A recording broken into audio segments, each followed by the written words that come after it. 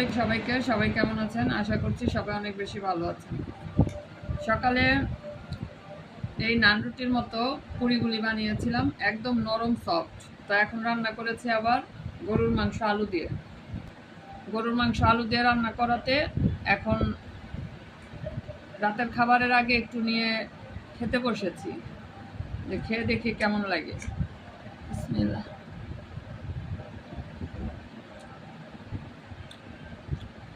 এটা মাংসের তরকারির সাথে এটা অনেক ভালো লাগবে।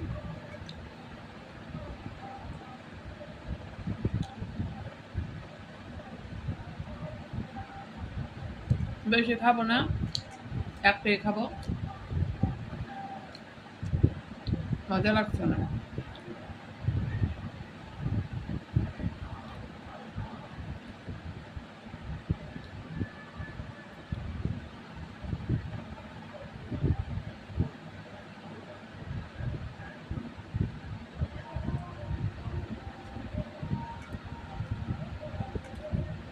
গরুর মাংস তরকারি,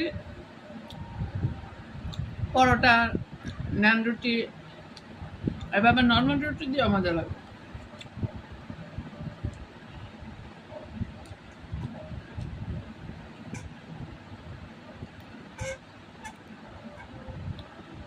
সকালে ওইটা করা যেত, এখন আমার ইচ্ছা হলো রাতে বসে খাওয়া দাওয়া করি, যেহেতু পরোটাটা আছে।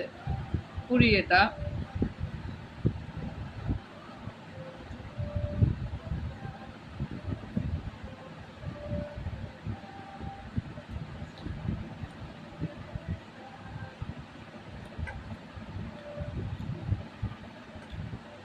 একটা পুরি খেয়ে নিলাম।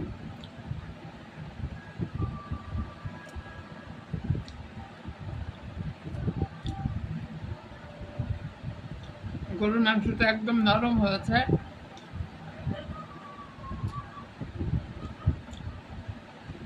পুরো সব।